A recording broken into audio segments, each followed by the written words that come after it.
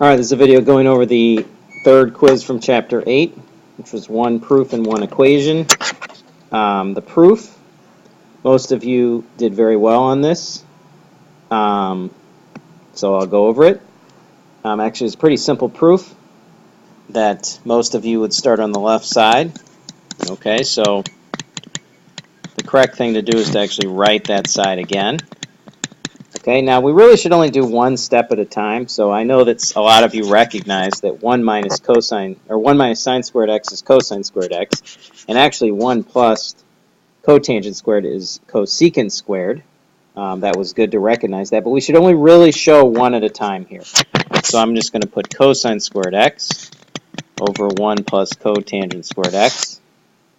1 plus cotangent squared x because if we have this basic Pythagorean identity and we divide everything by sine squared,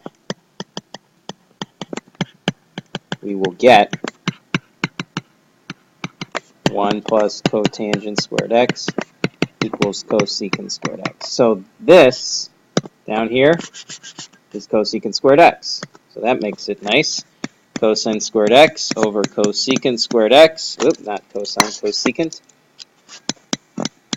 Alright, we know cosecant is 1 over sine. So I'll change this to cosine squared x times 1 over sine squared x. And then from there we should be able to finish it. We should get what we want. Cosine squared x sine squared x, which is equal to the right side. Pretty straightforward proof. You know the identities, no problem. Alright.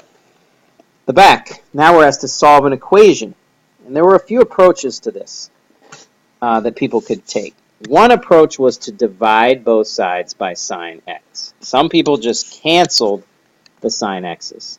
However, you have to be really careful when you do that. Because when you're canceling those sine x's, you're really not canceling them. You're dividing both sides by sine of x. Well, sine of x could actually be 0. If sine of x were 0, this equation would be true. So sine of x equal to 0 is one solution to this equation. So if I'm going to do this, if I'm going to divide everything by sine of x, and I have to put to the side that sine of x could be 0.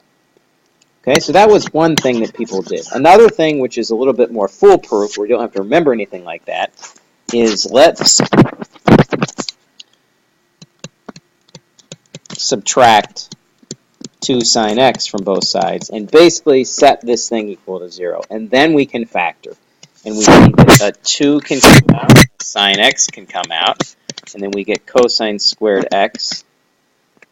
Actually, 2 cosine squared x minus 1 equals 0.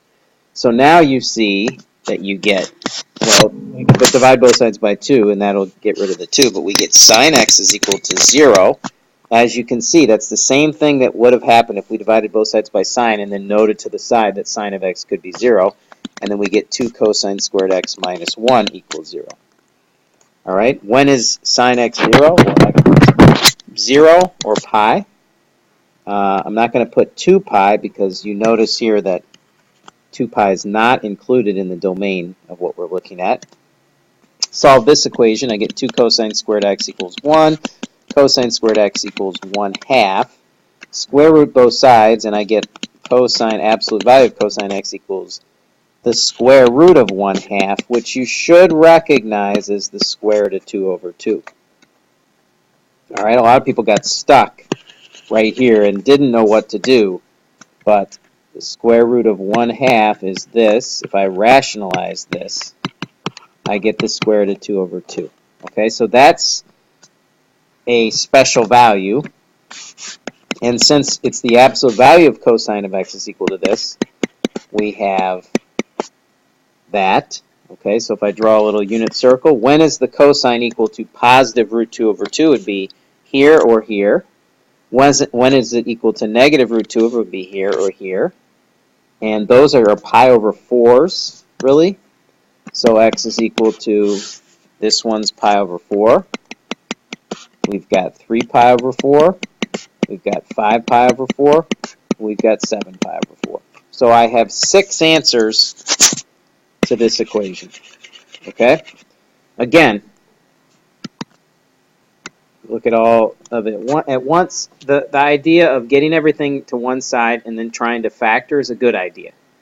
There are other approaches. Dividing both sides by some function, you have to be careful. It's legal as long as that function couldn't be 0. If that function could be 0 and that'll make the equation true, you're going to have to, note out to the side that that function could be 0, and you're going to have to solve that.